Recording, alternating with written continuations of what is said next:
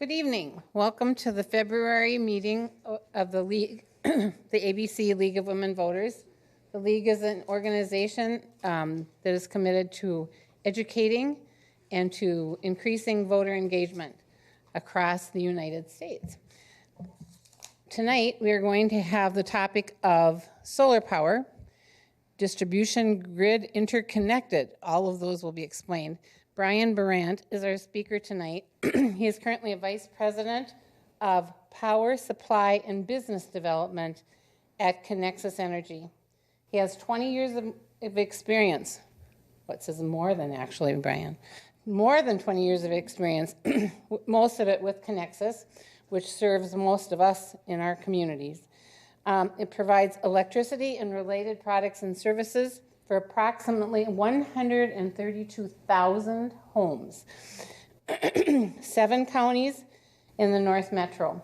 And even when I lived up in Cambridge, I still was a Connexus person. So he's accountable for the Connexus Energy's power supply, including distributed energy, distributed generation. I hope you'll explain what that is. Okay. His job is to make sure that the power supply meets the current and evolving needs of the membership. And we are that. We are the membership. He leads business development, which includes research, strategy, product and service, or venture development, and core-related initiatives that benefit, again, the membership. So he's had multiple positions at Connexus throughout the years, and I'm sure that he'll be able to give us a good education on what Connexus is currently doing with solar and explaining some of these other terms that you do that I don't know. Thank you, Brian. And Gretchen. Hi, I'm Gretchen Sabol, and I'm president of LWV ABC. I'm glad that we have Brian here with us today. I've been a member of Connexus since 1984, before they were Connexus, and I never realized the breadth of the the development of non-coal power in Connexus until I heard Brian give a talk in November. And at that point, I was very interested in the work that he's been doing to broaden the portfolio, and he's going to share that with us. So thank you for being here. What we're going to do is we will have questions. I have some questions for him when he's done with his short presentation, and then we have questions from the audience, and we'll ask people to go up to the microphone and ask those questions, focusing on solar and the things that we've talked about up here. Okay, thanks. Brian? Thank you, Gretchen. Thank you, Sue, for the nice introduction. Thank you for the invitation to come speak with you tonight. In the next few minutes, I'm going to give a high-level overview as to how and why Connexus added solar and batteries while reducing cost for our membership. Everyone has seen pictures of solar installation. So this picture focuses on the battery enclosures to provide a visual as to what our project looks like that I'll be describing. Each of the white enclosures holds the capacity of 1 megawatt of energy for 2 hours. You'll see 2 HVAC units on either side. There's 2 lineups inside of each enclosure. Each side is 500 kW in capacity with 1 megawatt hour. This is a picture of our site here in Anoka County in the city of Ramsey. It's 6 megawatts with 12 megawatt hours of storage capacity. This project just came online January 1 of 2019. Connexus is a member-owned distribution cooperative and a member-owner of Great River Energy, more commonly known as GRE, a generation and transmission cooperative. The areas in gray represent the GRE member systems on the left. The map on the right is Connexus Energy. Connexus is the largest of 44 distribution cooperatives in Minnesota. We have over 135,000 members with a service area of 1,000 square miles. 2/3 of our members live within 30 miles of downtown Minneapolis, St. Paul. Our all requirements for contract with Great River Energy provides the flexibility to source up to 5% of our energy supply from renewables that are within our service area. The energy production from the 10 megawatts of solar is just under 1% of our annual sales. These 3 points in yellow are the key elements for the positive project financials. Megawatt scale is code for large enough for scale economies to benefit pricing. On the distribution grid means no transmission, interconnection, or use. Demand response design means that we will operate the battery when peak power costs are the highest. The majority of each month, the solar system supply power directly to the grid. On probable peak days, we will use the solar system to charge the batteries to time shift the delivery to our system peaks. The gray shaded area of this chart reflects solar production, which is greatest midday when the sun is the highest. Our system peaks late afternoon as the sun is going down or already set. So we will be using the batteries to align the solar production with our system peaks. We're time shifting energy produced in the gray shaded area to the green shaded areas. In summary, there are two primary value streams from this approach. Solar itself, when supplied directly to the grid, saves costs. Solar parked in the battery and then discharged during peaks saves costs. Over the next 6 months, we'll be validating the forecast. What we wish to say now is we readily expect the project economics to be more than a 25% savings relative to baseline. The project I'm describing is split between Athens Township and the city of Ramsey. All the generation from the Athens project will stay within the Athens Township and the city of Isanti. All of the generation from the Ramsey project will stay in the city of Ramsey. Nothing will be flowing back onto the transmission system. These are distributed energy resources serving their local areas. The question earlier, distributed as it means distributed throughout energy resources. Given this generation is located near the load, it truly meets that definition. ENGIE is our solar developer and project operator. The project is split based on site acreage and interconnection capabilities. Combined, there are over 41,000 panels on 54 acres planted in pollinator habitat with an annual energy production equivalent to the usage of 1,900 homes. The contract is a power purchase agreement where we buy all this output at a fixed price for 25 years. NextAir is our battery developer and operator. Overall, the project has a ratio of 1 unit of solar to 1.5 units of storage. We chose that size so that in the winter months when we have shorter days, if we had back-to-back peak events, we have enough solar resources to recharge those batteries. And that's some of the logic behind the sizing of 1 unit of solar to 1.5 units of storage. The battery technology is unique given that they are lithium iron phosphate. They're in the lithium ion family, but slightly better for our demand response application. Combined, the project has over 3,000 batteries on just over 1 acre of land with a demand response equivalent to 6,700 homes. We have an energy storage agreement where we pay for the storage services. It's a fixed rate for 25 years that allows for 75 cycles per year. A cycle is a full charge and discharge sequence. The agreement is similar to a valet parking. We pay a monthly fee to NextAir for them to park our electrons and return them at a later time. The batteries are integrated with solar, so we will only be giving them solar electrons to park, thus allowing NextAir to monetize the federal investment tax credits using renewable energies to charge the batteries. In return, the rate we pay is lower as NextAir has included the investment tax credits in their price to Connexus. Often I'll get the question, does solar work in Minnesota in the cold and the snow? As of 2 weeks ago, I have actual results to say yes, and specific to the polar vortex. On Wednesday, January 30th, the coldest day in 20 years, our project shed the snow from that Sunday from 2.5 days prior and operated with a generation output above average levels at a rate of 147%. There is a correlation in Minnesota between the cold weather and sun. Typically, the coldest temperatures are on the days with the clear skies. We have lots of solar production.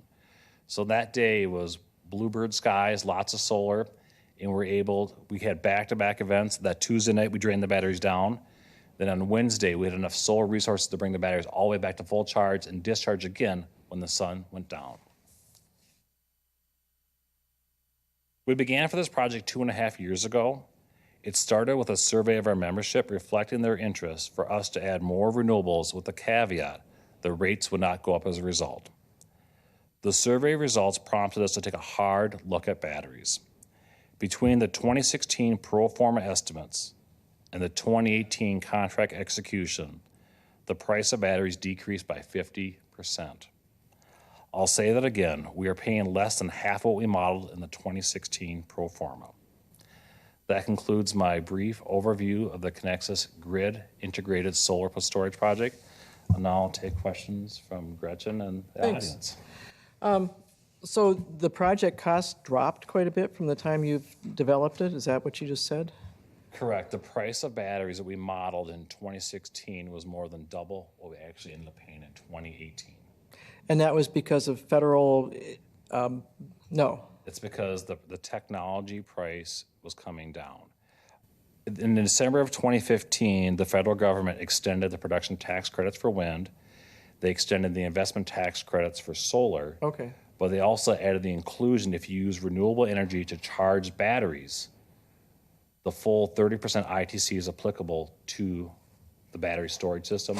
And that's what started us to look at that riddle. How do we add renewables without increasing costs? Okay. So it's the financial engineering of the investment tax credits on the batteries to time shift the solar production to our system peak, which increased the overall economics. Okay. So the question I had, though, was what is the role of government in kind of pushing this along or helping it along? So you have a state goal, right? A state goal is 50% by 2030 renewable? The renewable energy standard from the Next Gen Act was 25% by the year 2025, which we've hit. Okay. Correct. Did we have any subsequent goals or?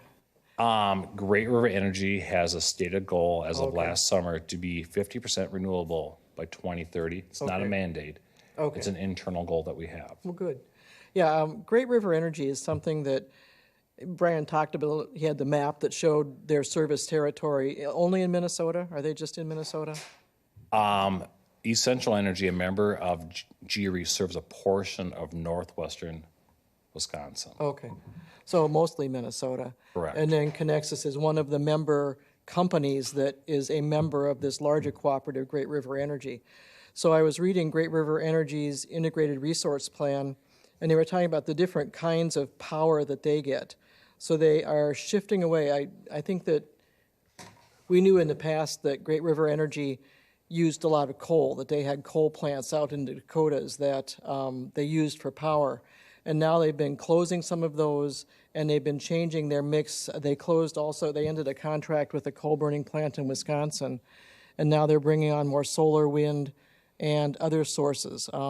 Right now in Anoka County, the refuse, the trash that we put out is going up to the refuse burner in Elk River that goes into power.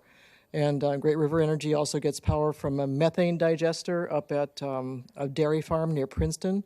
They get landfill gas from Andover and from Elk River, right? Correct. And Ramsey? Not anymore. Okay. Yeah, so anyhow, so there's a number of sources that go into it, and that changes over time. So Brian and I were talking about what an interesting job this is because things are always shifting, and he has to be nimble in his decision-making and planning. So that's been good. So anyhow, I just want to make the point that GRE kind of serves a bigger area and has a changing and diverse mix of power sources. And that was something that I didn't know until I started doing research here. So you said that you get all your power from Great River Energy, but that 5% you can produce locally through renewables. Correct. Within our all requirements contracts, that flexibility to pursue or add up to 5% of energy supply from renewables that are within our service area, as long as none of the power flows back onto the bulk transmission system, yes. Oh, okay, so you can't sell to the grid, you use it locally, and that's the distributed energy part. Correct. So when we look for sites, we need to have the locations near load where we have daytime loads that exceed the solar output during all hours of the year to have a suitable installation site. So what would be an example of that? So we would want to site solar closer to the loads, the largest cities of Coon Rapids, Blaine, Ramsey, Andover, Isanti, Princeton, where there's load to be offset. Okay. Where a lot of the solar projects in Minnesota are in greater Minnesota, where they still have to use the transmission system to get the power to where the load is at. Okay. Where our systems don't use the transmission system, saving costs for the members, and the power is truly distributed where it stays local. Okay.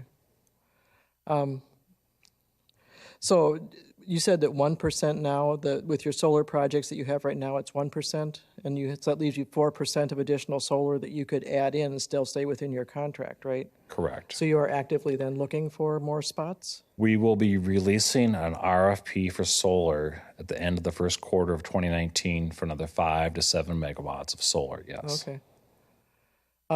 We had talked a little bit before the program here, talking about city ordinances, and that city ordinances are frequently an issue with siting, and also that there's public sentiment against some of these sites. And so there's things that I think that people should understand with solar, that it's not a bad neighbor. Brian didn't talk at all about his pollinator habitat, but the picture that you see right now shows the flowers, the bee habitat under the array, and they actually have hives and they develop honey.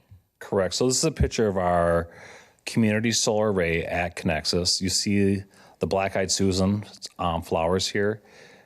By default, you have to add vegetation management to a solar array. Without vegetation management, the weeds would take over the site and shade and block the solar production. Back in 2014, the original plan for this, as most utility projects, is to put gravel down for vegetation management. And due to the intervention of some key staff in our marketing department at Connexus, we got a proposal to add pollinator, native grasses pollinator habitat to do the vegetation from an aesthetic viewpoint. Little do we know how popular this installation would be in terms of the pollinator benefits, the soil improvement, and we added the beehives. People understand that pollinators are in jeopardy, and there's a push forward to add more pollinator habitat to our communities. On a go forward, we will always have pollinator habitat in all of our future solar arrays. I touched on it, the 54 acres we added in 2018 is planted to pollinator habitat, and we will have additional bees at those sites. We have a partnership with the University of Minnesota where research is being done to quantify the improvements to the surrounding areas in terms of pollination and also the soil quality. Well, it certainly would increase permeability and things like that in the soil, which is really good for water retention. Does it add to your maintenance costs, though? Pollinator habitat is the least cost vegetation management. Oh, okay. So you can still mow there to control trees and stuff?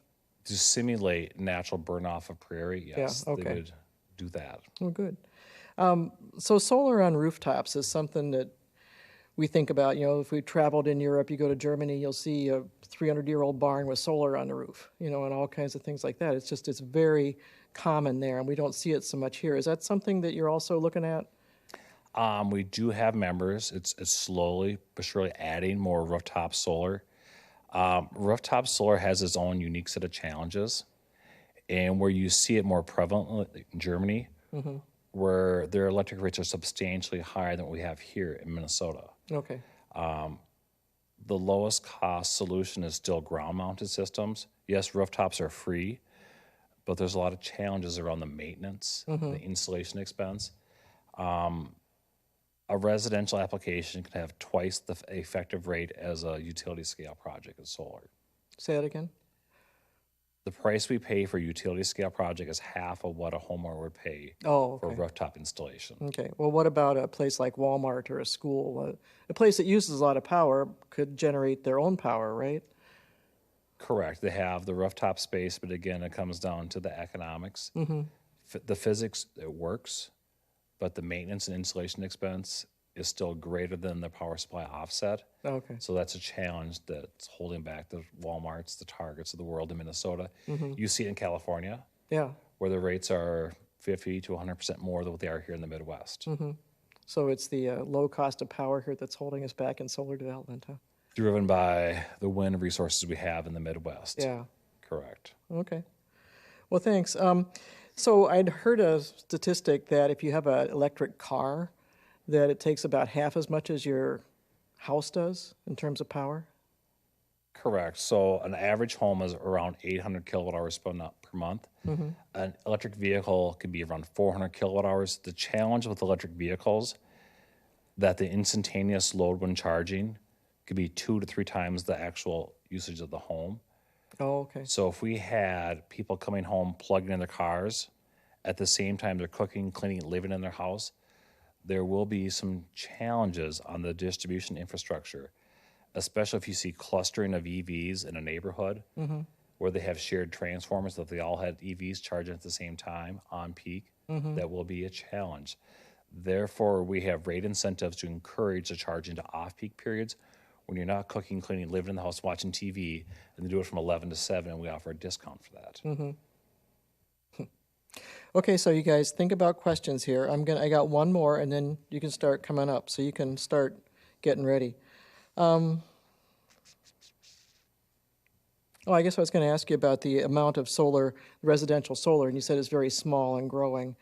I know that other utilities offer incentives and that we don't here. So it's something that, because of the cost, you've just kind of skewed it toward more of these solar gardens. Is that correct? We have 98 members who have solar on their rooftops. The solar installation, they have benefits themselves. The Connexus Solar Plus Storage Project benefits all Connexus members. Okay.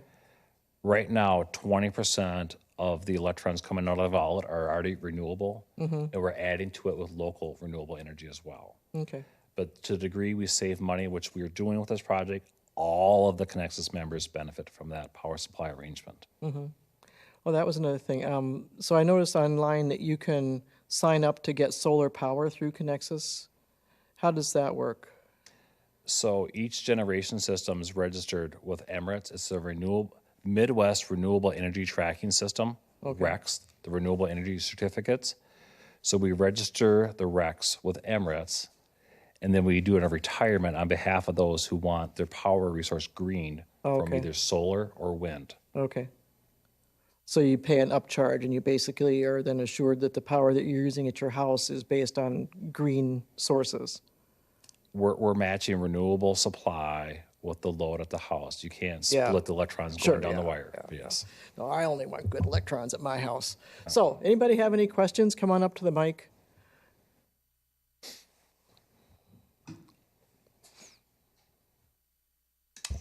Brian, I'm Lonnie McCauley. Question for you regarding your expansion. I heard you talk about 3 or 4 cities that you would like to expand in. Is that correct? Yes, no? Our solar project for 2019? Yes. Yes. And you're putting out an RFQ. Did I understand that correctly too? And if so, to whom? To the cities? No, it'll be an RFP, a request for proposal, to the same 10 highly qualified solar developers that bid our 2018 projects. So how do you make a decision as to what city you'll go into next? We have land lease agreements with landowners who own land that have good interconnection capabilities in terms of low expense and having load adjacent on that same distribution substation where we have load to be offset. In areas where the local units of governments will give us are probable to give us a permit.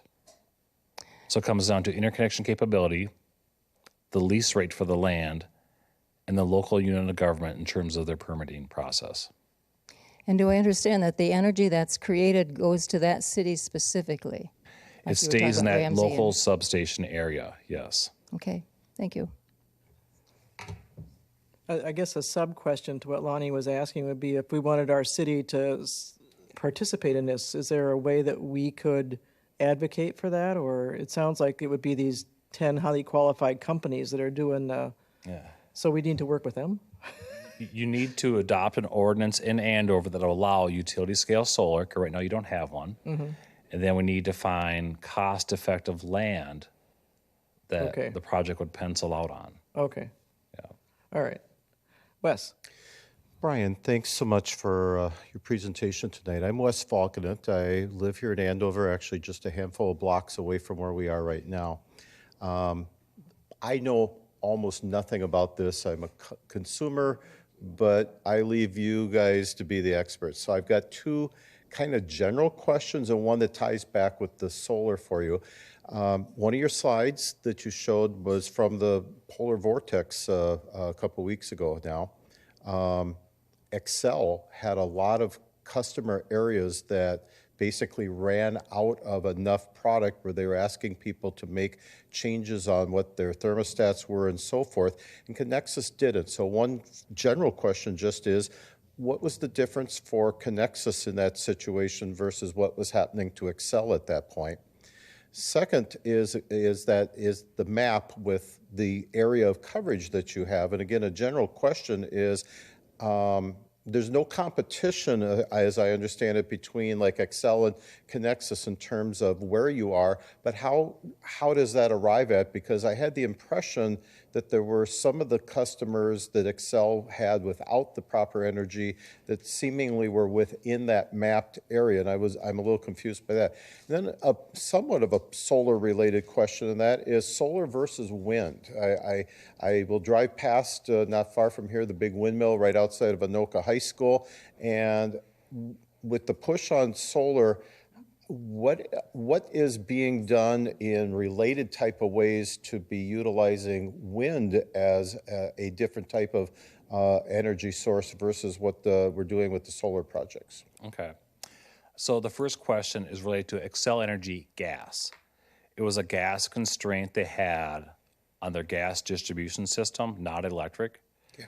It's a function of a 20-year polar vortex temperature that their system has not kept up with the sizing to meet the peak load. That's why they have that. And yes, within the Connexus service territory, we have a defined electric service area. The gas providers are both Excel Energy gas and CenterPoint Energy gas. Got it. So we have those. Your third question regarding wind and solar. So you see a lot of wind turbines being added in southwestern Minnesota, northern Iowa, and the Dakotas. In fact, Great River Energy has over 800 megawatts of wind. The price of utility scale wind is still substantially less than utility scale solar, to the degree a third to a half the price of solar. There are great applications for those outstate locales where they use the bulk transmission system. The way we were able to add solar locally to make it cost-effective and less expensive is, one, not using the transmission system, having utility scale, but also using the batteries, the integration of batteries to time shift the solar midday to the system peaks. Solar and wind are very complementary to one another. So that's why you're seeing more and more solar and wind coming online. And as we talked about with Gretchen, it's the benefit of having low-cost wind resources in our region, why our rates are less than they are on the coast. It's a big part of it. Good. Brian, thanks so much. You're welcome. When you say utility scale, what does that mean?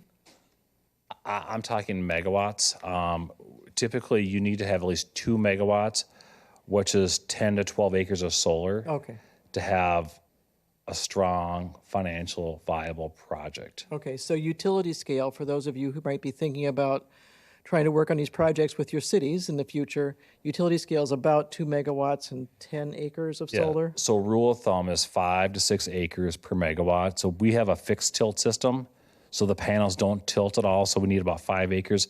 The tracking systems that tilt with the sun orientation need more than about 6 acres per land per megawatt to accommodate that spacing. Oh, okay, thanks. Kathy? Hi, I'm Kathy Tingelstead. I'm a member owner from Coon Rapids, about 30 years now. And thanks for being here, Brian. I appreciate your explanation. And actually, I wish that Connexus would come out and do these types of presentations more in the community, because I think it's really helpful. So my question is, people in our area are used to, if there's some big construction project, that there has to be voter approval, such as like with the Anoka Hennepin School District, for them to build 2 new schools and remodel a lot of other schools. They had to go educate the community on why there was a need for that, and then there was an actual vote to increase people's taxes to do that. Now, I know with Connexus, it's a monopoly, it's a business. You guys don't need to do that. But this project was tens of millions of dollars, and I know that you had a unique financing and you don't need voter approval. But can you talk about sort of something this large where your membership of 130,000 wasn't really informed about it before it happened? I'm just kind of wondering timing and how those decisions are made. I would counter the fact that the member survey definitely reflected the interest for us to add more renewables as long as we didn't increase cost. This is an alternative power supply arrangement that has a shorter duration than our current contract with GRE. So we have changed power supply contracts for this portion of power from GRE to local renewables, which the members asked us to do, at a savings of 25%. We have no capital outlay for this project. Again, it's a power purchase agreement. It's a risk mitigation strategy that we only pay for the power we receive. The energy service agreement is a risk mitigation strategy. We only pay for the energy storage services that we receive. If the batteries fail, if the batteries need to be replaced, the Connexus membership is not on the hook for that. The developer has to replace those at their cost. I think that part of it is that the voting, the people's involvement comes in zoning decisions and things like that. And so people get involved in zoning decisions. And just like you do with schools and everything else that has a land use component to it. So there would be those kinds of approvals by the community as well. So good information to know, and you've mentioned a couple times now about saving costs, and I appreciate that, especially watching out on behalf of the member owners in our community. But then you said this project is only like 1% of what you're able to do, and you have a much larger contract with GRE for coal production or coal purchase, and so knowing that there is cost savings with this project, and hopefully there'll be more things like this in the future. What's the opportunity for people in the community to actually see their electric utility bills go down instead of, I appreciate they've been flat the last 2 years, but when would they go down based on this technology? So the 2 years of no rate increase is unique for utilities in Minnesota. We would need to do more projects to bend the curve on that. We're adding another 5 to 7 megawatts of solar, which will help. But I don't have an answer as to when we'd see a rate decrease from these projects. The conversion, GRE exited the Genoa 3 contract. That was 190 megawatts. They closed Stanton Station. That was 170 megawatts. So it's 360 megawatts of coal that they have exited in the last 5 years. And they've more than replaced that with wind energy at a lower cost. And they're also shifting up how they get power from Manitoba hydro. So hydropower is coming down from Canada as well. And that's in the mix of what we use here. My final question relates to coal then. I know that Connexus has a long-term agreement with GRE. In fact, I heard it goes until 2040 for the purchase of coal. Do you see that being renegotiated? Or I know there's places around the country where some of the local energy companies are buying out their transmission. So it's an all requirements contract, actually goes through 2045. It's not specific for coal. It's for all of our power and energy needs. As stated, GRE has come out publicly and said their goal is to be 50% renewable by 2030. And that's not driven by any state mandates. It's driven by member feedback through their member-owned utilities, the 28 GRE distribution systems back to GRE. And that is the conversion of the portfolio. Like I say, this is really good information to know. I'd really like to see a greater effort of getting this information out in the community because, we all own the company. We're members and we're owners. So thank you. Appreciate it. Thank you. Thank you. Today is my second presentation to speak to that. I was at the University of Minnesota speaking on their solar availability. Last Thursday, I testified at the state capitol talking about our integrated solar plus storage project. So we definitely are on the speaking trail, and I'm speaking in 2 weeks at the Minnesota Renewable Energy Society down in St. Paul. So thank you, Kathy, for suggesting we're trying to get the message out. Yeah, and we also, as members of the co-op, could read our newsletters and learn more, because that's something, it's a piece that comes to us every month. I was talking to the communications person for Connexus, and I said, ooh, I don't read mine. And I said because the bill, it's just paid automatically, and I get an email saying, hey, you took my money, and I'm happy. So, but we can all make an effort to learn more about how how they work through that as well. So if there's no more questions, I'll thank Brian for coming, and we'll excuse ourselves and hit the road before the ice gets here. Thank you.